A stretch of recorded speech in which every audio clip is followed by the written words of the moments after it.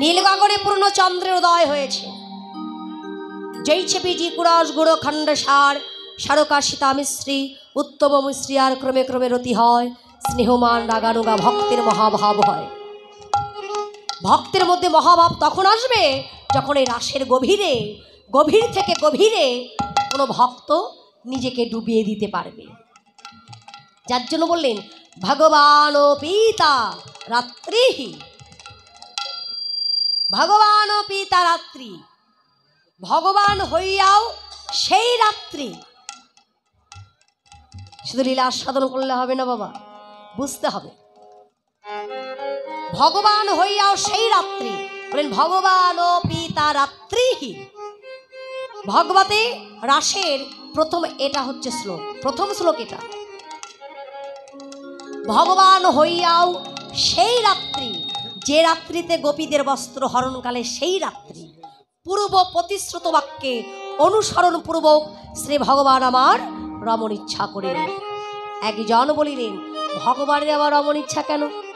তবে কি ভক্তের কাম বিজয়ের জন্য ভগবান রাসলীলা করলেন? এটাই কি প্রমাণ? বলেন না। শ্রীধর গোস্বামী বলিলেন ভগবান কামের অধীন হয়ে লীলা করেন নাই। কামকে নিজের অধীন করিয়া এককালে শতকোটি গোপিনীর সহিত রমায়মান হইতে পড়িয়াছিলেন। যেমন ইচ্ছা করলেন ভগবান রমণ করব, অমনি ভগবানের ইচ্ছা শক্তিটি আকাশে বাতাসে অনলে অনিলে বনে প্রস্রাবণে শব্দে ভূমণ্ডলে পৃথিবীর প্রতি পরমাণুতে জড়িত হয়ে হয়েছিল। আজকে সেই রাত্রি। প্রথমে হলো বসনচুরি, তারপর হলো কাত্যায়নী ব্রত, তারপরে হলো রাস। এটাই ভগবতে লেখা আছে। ভগবান সারাদিন খেলা করে ঘরে ফিরে এসেছে, চিলেকোঠার উপরে শয়নে আছে। চাঁদনি ভরা আকাশ, গন্ধে ভরা বাতাস, লতায় পাতায় শিহরণ, ভ্রমণের গুঞ্জন। ভগবান শ্রীকৃষ্ণ এখনো নিদ্রায় অচেতন। হঠাৎ বৈষ্ণব মহাজন বললেন হে গোবিন্দ জাগো।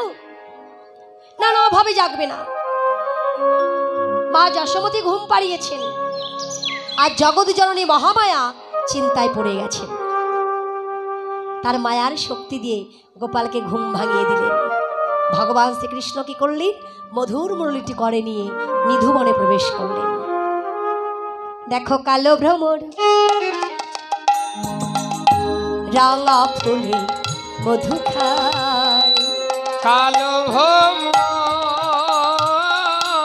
রাঙা ফুলে মধু খায়, মধু খায় আবার গান গায়, মধু খায় আবার গান গায়। কালো ভ্রমর রাঙা ফুলে মধু খায়, কালো ভ্রমর রাঙা ফুলে মধু খায়। গান করে, আমার গানও গাইছে। ভ্রমররা কেমন করে গান করে? গুনগুন গুনগুন স্বরে গান গায়। দিষ্টাং কুমুদমুখমণ্ডল রমাল নভয় নব কুমকুমাবসঞ্চ গাভি রঞ্জিতম যৌষকৌলবামদিশা জগ কালো বাম দিশ মনহরণম। হেরত রাতি ওই ছনা ভাতি, হেরত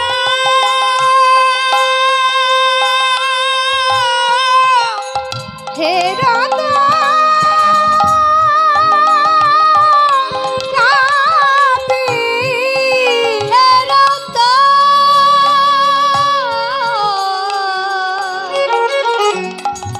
হেরত রাতি, হেরত রাতি আই ছানা ভাতি, শ্যামা মহানা বদনে মতিরে কিবা মুরালি গান পঞ্চমতা, মুরলী গান পঞ্চমতা, মুরলী গান পঞ্চমতা। মুরালি বাজ্যে মুরলি।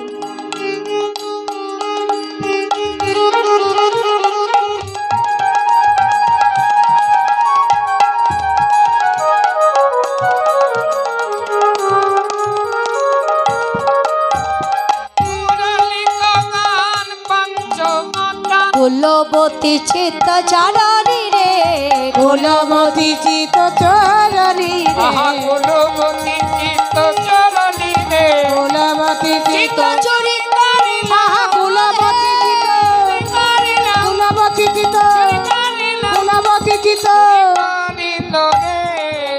আহারে আহারে আহারে। চিত্ত চুরি করিল কে? বলছে মদন মোহন মদনে মেতে কুলবতীর চিত্ত হরণ করলো। চিত্ত মানে মন। মন যদি একবার চুরি হয়ে যায় সে কি আর ঘরে থাকে গো? যে গোপী যেমন ভাবে ছিল তেমন ভাবেই চলেছে। গানে গানে জগতে ভরে গেল, জগতে তাতে অস্থির হলো না। পাপি তাপি সেই গান শুনল না। যারা পতিপুত্র পুত্রাদিকে কৃষ্ণময় দেখিয়া, যারা কৃষ্ণ চরণে আত্মসমর্পণ গোপিনীগণ, একমাত্র তারাই বংশীধ্বনি শ্রবণ করিলেন। পারল না থাকতে। কোন গোপী নিজ সন্তানকে স্তনপান করাইতেছিল, সন্তানকে রেখে চলে যাচ্ছে, পিছন থেকে সন্তান ডাকছে মা, ও মা, যেও না মা, কোথায় যাচ্ছ তুমি?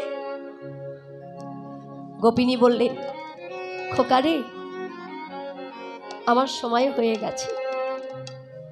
ওই শোন, আমার আপন ঘর থেকে ডাক এসে গেছে, আর কি থাকা যায়? ঘরে যাবার সময় যদি একবার কারো জীবনে নেমে আসে, তাকে তো আপন ঘরে যেতেই হবে। চলে গেল গোপী। কৃষ্ণ দেখা দাও বলতে বলতে গোপিনী চলে গেল। আর এক গোপী স্বামী শয্যায় শয়নে ছিল। যেমনই বংশীধ্বনি কর্ণে প্রবেশ করেছে, হা কৃষ্ণ দেখা দাও বলতে বলতে চলে যাচ্ছে। পিছন থেকে গোপিনী স্বামী ডাকছে, গোপী, ও গোপী, দাঁড়াও, কোথায় যাচ্ছ তুমি? শুনতে পেল না। গোপিনীর স্বামী পিছন থেকে গিয়ে গোপিনীর কেশ স্পর্শন করে মারতে মারতে হির হির করে টেনে আনছে, বলছে, বলো এত রাত্রে স্বামী শয্যা পরিত্যাগ করে উন্মাদিনীর মতো কোথায় যাচ্ছিল? গোপিনী বললেন, স্বামী, আমায় বেরো না গো, আমি বলবো তোমায় আমি কোথায় যাচ্ছিলাম জানো? আমার পিতামাতা আমাকে জন্ম দিয়ে আমাকে লালন পালন করে বড় করেছে। যখন আমার এই দেহে যৌবন এসেছে, অগ্নি সাক্ষী করে 3 তুলসী গঙ্গা জলে দ্বারা আমার পিতামাতা তোমার হাতে তুলে দিয়েছে। সেই দিন থেকে তুমি আমার দেহপতি। কিন্তু স্বামী, আমার কাছে তো শুধু দেহ নেই, এই দেহের মধ্যে একটা মন আছে। সেই মন তো আমি তোমায় দিতে পারিনি। আমি যাকে দিয়েছি সে আজ আমায় ডাকছে, আমায় যেতে দাও। পাষণ্ড স্বামী গোপিনীর কথার অর্থ না বুঝে বলছো, এতদিন পরে আমি তোমার দেহপতি হয়েছি, ঠিক আছে, ওই দেহ নিয়ে তুমি কি করে যেতে পারো তাই আমি দেখব।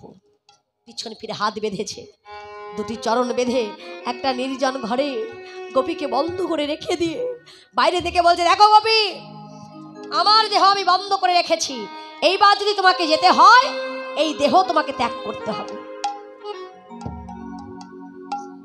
গোপিনী বললেন, স্বামী, আশীর্বাদ করো,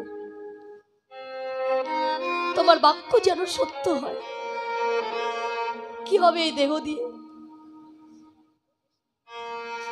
যে দেহ আমার গোবিন্দ সেবায় লাগে না, যে দেহ আমার প্রভুর সেবায় লাগে না, আমি সেই দেহ চাই না। হে দয়াময়, তুমি তো করুণার সিন্ধু। তোমায় যদি কেউ ভালোবাসে, তোমার ভক্তির কষ্ট নাকি তুমি সইতে পারো না। একবারে দেখা দাও, দেখা দাও, দেখা দাও, দেখা দাও, দেখা দাও,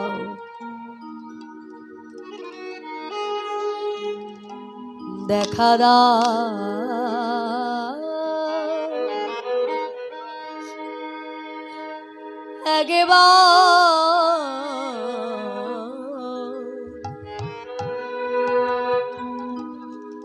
দেখা দাও, দেখা দাও,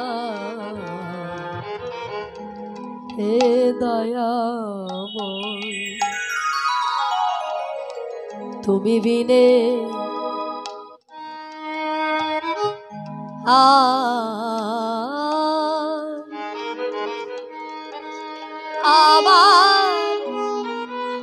আমার কেহ না,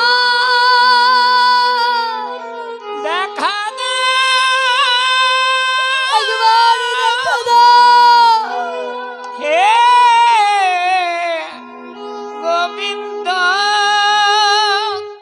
কখন যেন দেখা দাও বলতে বলতে গোপিনী ঘুমিয়ে পড়েছে। গোপিনী স্বামী ঘরের দোয়ার খুলে দেখছে গোপিনী ঘুমোচ্ছে। কাছে গিয়ে ডাকছে, গোপী ওঠো, আর অভিমান করে থেকো না, চলো এই ঘরে ঘুমাতে হবে না তোমায়, নিজের ঘরে গিয়ে ঘুমোবে।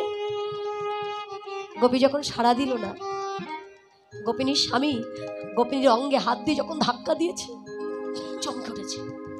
এ কি, সারা দেহটা ঠান্ডা হয়ে গেছে। গোপিনীর স্বামী বুঝতে পারলো অনেকক্ষণ আগে গোপিনী এই মায়ার দেহ কাটিয়ে মায়ার দেহ ছেড়ে আপন ঘরে চলে গেছে। মৃত গোপিনীর চরণে তলে গিয়ে বলেন, গোপী বিশ্বাস করো আমি বুঝতে পারিনি, আমি বুঝতে পারিনি সংসারে থেকে স্বামী পুত্র কন্যাকে আপন করে তার মধ্যে গোবিন্দকে ভালোবাসা যায়। ও গোপী ফিরে এসো না গোপী, তুমি একবারও বুঝলে না?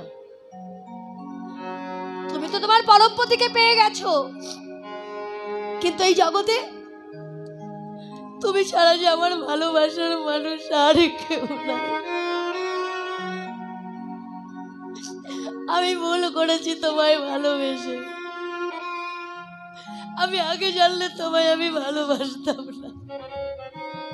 ও গোপী ফিরে এসো না গোপী, আমি আমি কথা দিচ্ছি তোমার কোনো কাজে আমি বাধা দেব না, শুধু তুমি ফিরে এসো। আসবে না? ও পাষাণ বন্ধুরে